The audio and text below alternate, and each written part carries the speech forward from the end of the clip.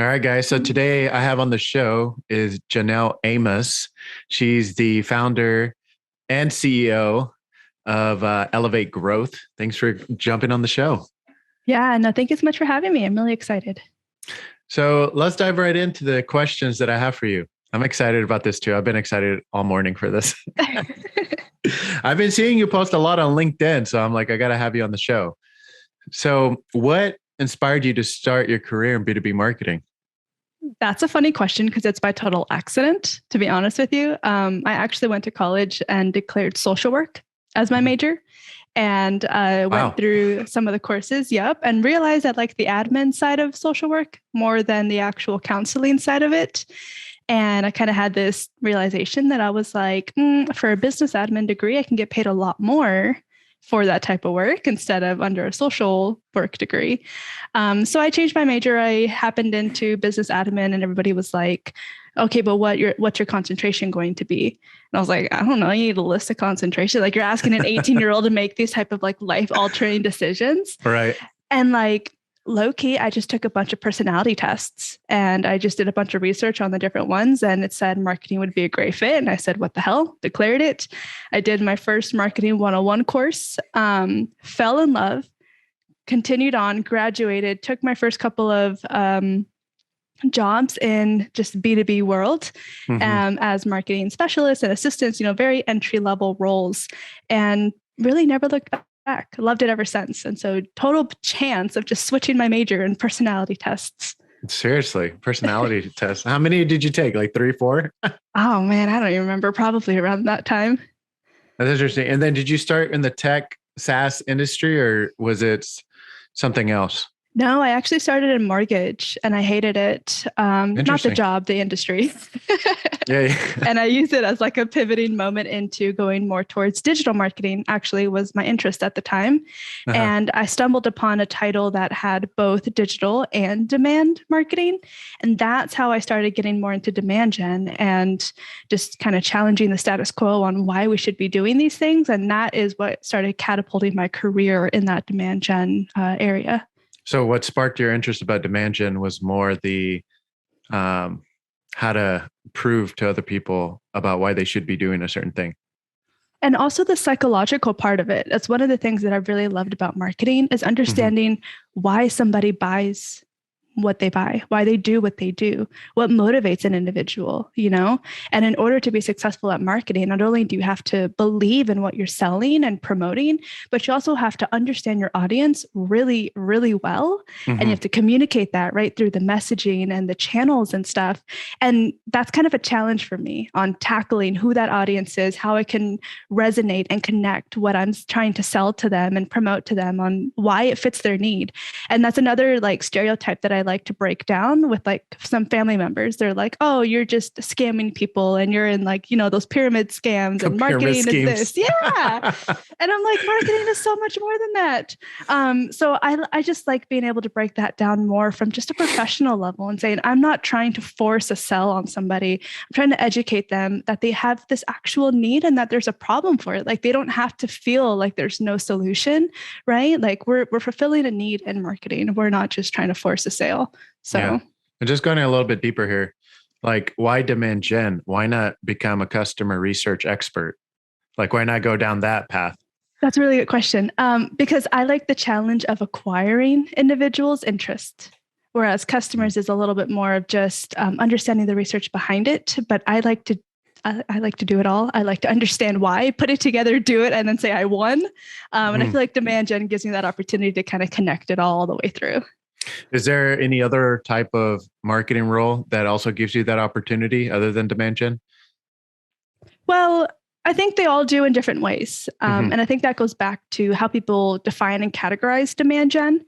Some people think demand gen is just a pay channel, right? Like all pay channels. Some people think demand gen is just brand awareness. But true. I think a lot of it is anything that's like go to market. Any teams that are go to market would fulfill that need, in my opinion, because you're still connecting that messaging to that audience and level of captivations, from either top of funnel, middle funnel, customers, upselling, cross-selling. So, I mean, all different areas of it. Yeah. And I ask all these questions because I'm extremely curious to know why the demand gen path. Why not the whole customer research path or something different, right? Yeah. Heck, why not sales, right? But Yeah, I get that often too. It's like, you sure you don't want to join my team? And I'm like, I oh. mean, right? Especially since you're already like in the how do you call it, the revenue? You're already close to the revenue, so it's like, why not get commission on this? Why not do all these other things, right? Yeah, no, I hear you. Also, it's a common term that I think is going to be surfacing in the next couple of years on if marketing should be commissioned for their percentage of the pipeline that they own. But doesn't demand gen experts already get commissioned for some of the pipeline? I have not since I've been in-house. I don't know if Okay. that's a new thing happening. I think it is. It should be. It So should. I'm glad that it is, but I was never actually. Actually, I don't even know. I've talked to one or two demand gen experts, and they said that they are getting commission from. Good. They should. They're working hard. Yes, but he was saying also it depends where you define it at. Like what stage of the journey are they going to, MQLs, other things, right? Like where are you going to define it? Because if they don't end up closing, you still worked all the way from 1 through 10, right? So, and so the recommendation there is to anything that impacts pipeline. Whether or not it closes doesn't mean that marketing didn't source it. So if it impacts an open sourced pipeline, that's when it should be a part of that percent, because the marketing goal is normally 30% of pipeline. It's not 30% of closed one, of any of those other metrics. So it should be of what's actually getting sourced. Let's talk a little bit about you being the founder and CEO of Elevate Growth. So how long have you been in business now? I founded Elevate Growth in December of 2021. So I think we're in Q2 now. During the pandemic. We're still in the pandemic. So B2B marketer turned to entrepreneur. What have you been learning since starting your business? How different has it been? And because it is a big difference from being a B2B marketer for a, SaaS company, and then you actually doing your own marketing with your own funds, right? Yeah. And what other another question to throw in there. Well, let's just start there. But the other question that I had was, what challenges have you faced that were not foreseen? Yeah. Two challenges come to mind. One, also, my story is that I was walking away from an in-house role to be the founder of Elevate Growth, pretty much from like a Friday to a Monday. So the ongoing challenge that I'm faced right now is just making sure that I'm hustling my pipeline and making sure that I'm replacing that salary that I walked away from. So that's just always something that's on my mind. The second one is the budget. When I work with my clients or when I was in-house, you have a marketing budget. You have hundreds of thousands of dollars of marketing budget, and you can slice and dice that by channel however you want, and you can test. When it's just you and you broke out from no cushion, you really got to get scrappy, and you've got to really be picky on the channels and how much and where you spend your time. So that's been fun. So true. And the other question that I have is, because we do have B2B marketers that listen to the show, and there's a handful of them that, maybe more than a handful, that are in the same position where, or maybe they're entertaining the idea of starting their own marketing agency or creative agency or consulting agency, right? Yeah. And they're like, they kind of want to hear stories. That's why I'm asking you these types of stories. Did you wait for your salary to be equal as what you were making as a corporate marketer and then make the transition, or did you make the transition before then? Great question. No, I did not do any type of side hustle. I did not build Elevate Growth for 2 years to build up that salary in order to say, now I'm comfortable enough to branch out.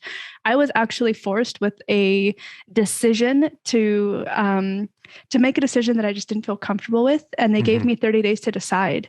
And that's a lot of pressure. It really was. It was the hardest decision of my entire life, to be totally honest with you. And within those 30 days, the first 2 weeks, I just started assessing friends, family, colleagues, everybody that I knew. And I was asking them what they would do. Like, would you keep your full-time job and job security and financial support for your family? Or would you say nah, this is ridiculous, and like not put up with it? Like, where's the balance? Where's the line that you draw? And then after those kind of surveys and polls that I did, the last 2 weeks I had made my decision, and I said, I'm not going to stand for this. I need to make a good role model for my daughter. And I just don't think I'd be able to sleep and live with myself if I just gave in to something like that. That it was just such a life altering decision for me. And so I walked away cold turkey, Friday to Sunday. I mean, I within those 2 weeks, I, did my LLC, I landed my clients, and I was hustling and grinding like crazy, but I had nothing to fall back on. So my recommendation to people who are wanting to do this is to build something in the background and don't do what I did, because it's been really hard. So if you can start a side hustle, yes, try. And I always think that you should have something going on in the background, because I think, as we're also finding on LinkedIn today, is a lot of layoffs are happening. Yep. I was actually laid off when the pandemic first happened in 2020, kind of also took me in the direction of where I am today. Right. But I just think in the corporate world, you're kind of just, I don't know, a needle in an ocean. And if you can do anything, it would be to empower yourself to not be put in a situation like I was, to where you can always say, nah, I don't need this. I've got something else that I can go to that works for you, that's better for you. And it's ultimately, the direction that you're probably supposed to take anyways. That's awesome feedback. Now, hustling, grinding, all that stuff is legit as an entrepreneur. I can 100% relate with that. Yeah. How did you go about hustling based on your situation? Yeah. A lot of it started with the same people that I was asking for the surveys of what would they do in that situation. And after I circled back with them and I said, listen, I made my decision. I'm not going to put up with it. The kind of the raw behind that was there. They were like, oh, how can I help? I want you to be successful. And a lot of them are my mentors, my career mentors to begin with. Nice. So I'm still in touch with a lot of them. And they were the pivoting moment of Elevate Growth, because I've had 2 clients already out of the 4 that I've been working with have come from them. Wow. So, I mean, just 50%, right? Like, that's crazy. Yeah. And they've carried me through where I am today, and they still continue to. And I've been doing some like guest webinars with them. I've been doing some other stuff. Like, they're just on my side. And these are also B2B marketers, right? They are. They're actually like CMOs. They're fractional CMOs. They're business owners. Nice. So I would also offer a point of recommendation is try to connect upwards in the B2B world, because those are going to be the people who have your back. It's great to have peers. You should have peers, but you should also kind of like position yourself in a CYA moment to have the individuals that are higher ups that can support you in your career and the longevity of it. Now, another question that I have is, I love this conversation, just so you know. Me too. Is what have you learned, kind of like an aha moment where you didn't see it as a corporate B2B marketer, now you see it as an entrepreneur? That's a good one. I don't know how to answer that one. Or maybe it is budget. Or maybe it was probably budget. Yeah. But I'll think about that and circle back with you. Yeah. No worries. So another question I have for you is, what's a commonly held belief in B2B marketing that you passionately disagree with? I'm going to get trouble for this one, but let the comments come. I think that B2B companies slow down their pipeline by forcing people to go through discovery calls. There, I said it. I think if a company is doing a demand gen model, and you're attracting individuals who are ready, willing, and excited to buy, let them buy. And I think at some point, like, we could even go self-service. I know I'm going to get a lot of backlash for that too, but we need to think way more innovative in the B2B space. We're so outdated, in my opinion. And I think part of the biggest hinge for that outdated process is forcing them to go through like a 12-step qualification call before they can even get a demo. Like, if I'm all bought in, ready to see a demo, like, give me a freaking demo. And so I think B2B sales teams make it a little bit too complicated for individuals to work their way through the funnel. And okay, there, I said it. You're like, I'm going to shut up before people start coming. We got people commenting on this live stream. No, I'm just kidding. Bring it. So that's interesting. So you're talking about B2B SaaS companies when it comes to the product and demos. Do you have that same mentality for even B2B service companies? I think the lens could be applied in any industry, any department, any processes. From a marketing perspective, you can apply that same lens on ways to reduce friction. Mm-hmm. I think it's way more commonly talked about in marketing than it is in sales, though. So right. I think the disbelief that I would kind of like to kind of shatter is saying that sales also needs to be modernized. To support some of the changes that the marketing teams are doing, which is stuff like demand gen, right? And we're trying to support that modern B2B persona and what those look like. And it's way more B2C, right? But B2C marketing only works if you have B2C sales as well. Right. So I think it could translate to anything, not just necessarily B2B SaaS. Now, if we talk about, let's just go in the free trial and stuff, right? Let's just go down your rabbit hole. So if we're doing that, no booking time on anyone's calendar. Give them the free trial. How long are we talking about for free trials? 30 days? Longer? I think it depends on if you're going to be giving them full entire access, if you're going to be restricting some features, if you're going, there's so many different options that go with that. Yeah, it really depends. It also depends on how long it takes for them to see that value. Is where I would say however long it takes for them to see that value. Here's a great example. One of my clients actually work on a gamification tool for sales team. Gamification happens at a quarterly basis when they put in kind of those spiffs, those the incentives that sales teams have for hitting their quota or missing their quota, the morale and engagement that's behind them to keep that momentum going. Because you have like your quarter kickoff or your fiscal year kickoff. Everybody's like, yay, raha, let's go. And then as the quarter goes down, the work gets hard. People like the momentum, the morale, they start to kind of just loosen and get discouraged. Mm-hmm. There's platforms in place that actually help support that morale, and they make it in a way that is through gamification, right? Or gamification. And so for that, because it's triggered on quarterly quotas, the minimum you have to do that for is a quarter. Other products, sometimes you just need it to do just this one quick video and the value is right there, and that could be 7 days, right? So the challenge would be is what is that value point to where the prospect would be like, aha, I need this. I get it now. That's however long your free trial should be. What's your thoughts on no free trials? As opposed to? Free trials. Well, like free trials. Just sign up and credit card on file, let's rock and roll. Yeah. Why not? I mean, some companies do that, right? Yeah.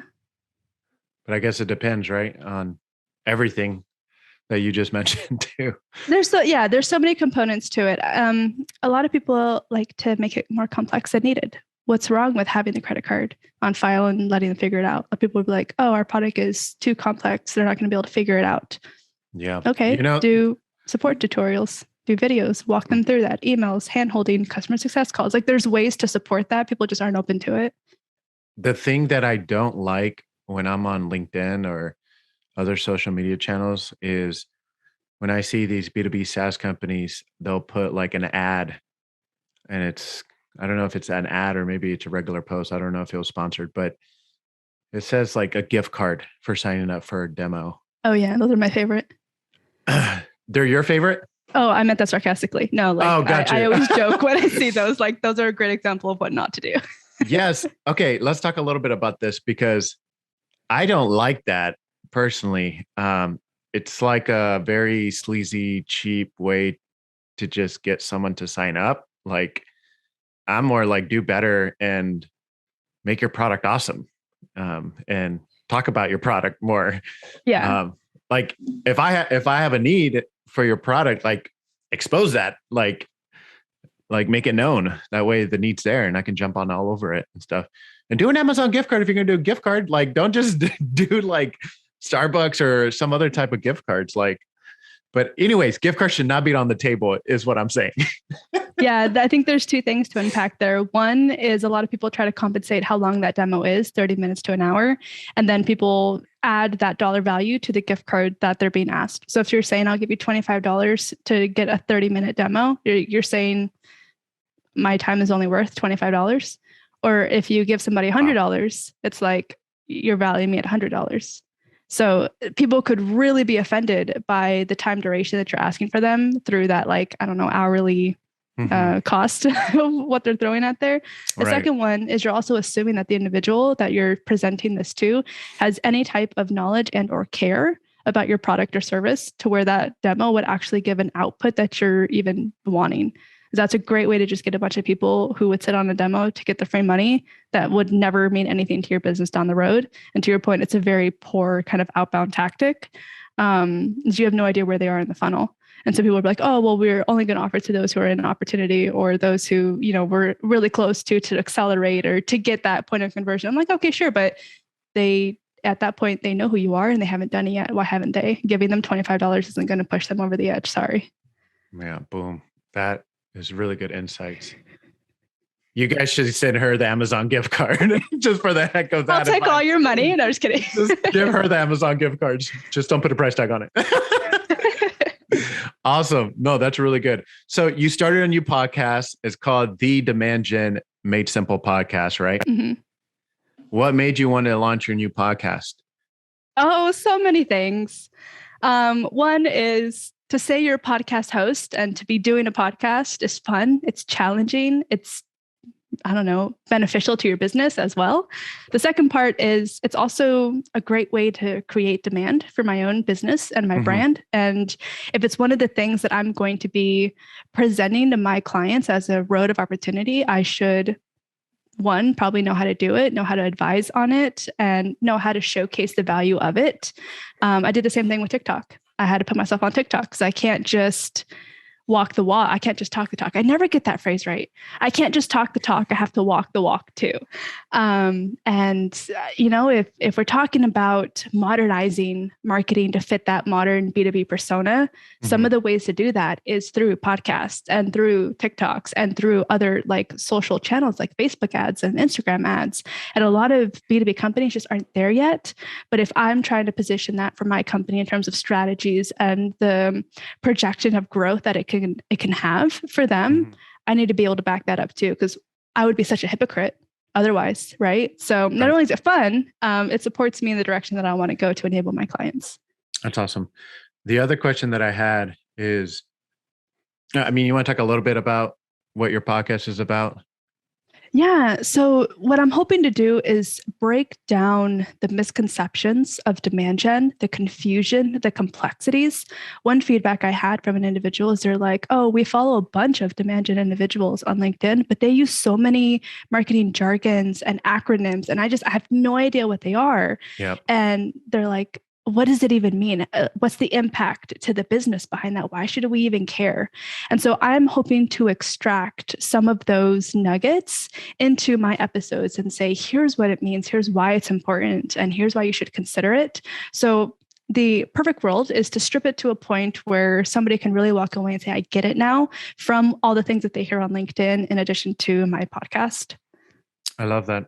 And then your ideal customer is also probably not in the weeds and all the jargon and everything, right? They could be. Yeah. I mean, my ICP is kind of like head of marketing and or head of sales. But the acronyms between those two teams also vary a lot, right? So that's true. You're right. There's a lot of people on LinkedIn that are really thick in the weeds, about the lingo, everything. Like they'll start talking about Salesforce lingo too. And I was like, dang, some people don't even have that CRM. And they just get really into it. Yeah. Where I do know they are B2B marketers, right? But even the B2B marketers who are their peers, half of it goes over their head. And they're too afraid to ask. And they're like, I think I'm going to hit So anyways, I do think it's great that you break it down and you make it simple. Trying to. Yeah, as much as possible, because there's a whole different type of B2B marketers that would really enjoy it. And it's kind of like that same thing where it's like, I just need the simple version, plain English. I just want to know how to go from point A to point D. Yeah. It's also a lot of stuff that we support in like our marketing strategies as well. Make sure you're talking in a way that your audience understands. If Right. you wouldn't write this way for your own audience, why would you write that way to promote your own brand and business? Exactly. Now let's talk about your ideal customer. So you mentioned head of marketing, head of sales. Can we get a little bit more specific about that? Like, who is your ideal customer? Yeah. My ideal customer is a head of marketing or VP of marketing that just is at a startup and needs growth, but doesn't have the resources. And they Are we talking want about to. Series A, Series B? It doesn't really matter as long as they have the budget behind it. No, I'm just kidding. Normally, it's anywhere between about seed to about Series C is where I see the most benefit in terms of using Elevate Growth's services. And what I mean by that is most of the startups that I work with, they start with sales. And they're saying, now we need to have marketing on board to feed the sales team. And they just need a lot of help. And so working with kind of that head of marketing individual to say, here's how we're going to plan out that strategy. Here's how we're going to plan out that growth and help them as they continue to build that in-house marketing team. It's essentially enabling those breadcrumbs for them to be on the right path for success, not only for the business, but that marketing team as a whole. Oftentimes, because companies start with sales first, I also get introduced to either the founders, co-founders, or the VP of sales, where they're saying, this is what we want to do. Here's where we want to go. And they want to totally outsource the marketing to Elevate Growth, which is great, right? Just your contact changes from a VP of marketing to kind of VP of sales or the founder. But in an ideal world, I would love to work more with head of marketers because you're speaking the same language. Right. And you're not wasting their time. Yeah. So ideal customers marketing, but just due to the nature of working with startups, it comes in with a couple other departments and titles as well. Nice. Now, this is still for the industry. We're still talking B2B SaaS companies, right? B2B SaaS startups are my ICP. Startups. Boom. Specific startup, or we'll just leave it at that? Startups between seed probably to about Series A. Okay. And then if they have the budget and kind of the investment backing to support a demand gen and or marketing growth, then that's when we'll be a really good fit. Awesome. So there you go, guys. If you guys need a demand gen expert and that's within the criteria, reach out to Janelle on or if LinkedIn. It's not, I'd love to connect and chat and potentially. No, you have to be else. in the criteria, guys. Not just like, no, totally. So last question that I have here. How are you doing on time? Oh, I'm good. We're good? Okay. Yeah. Do you have any tips for B2B marketing professionals? Any professionals, in-house professionals, entrepreneur professionals, or? Let's talk about in-house B2B marketing professionals. Ooh, love it. Don't be afraid to challenge the status quo. Best practice doesn't always mean best performing. Wow, that was a 1-2 punch. That was good. Thanks. I thought about it on the spot. Yeah, that's really good. Awesome. Well, I appreciate Janelle and thank you for your time. No, thank you, Jesus. Really appreciate your time as well. We'll keep in touch. Of course. We're good.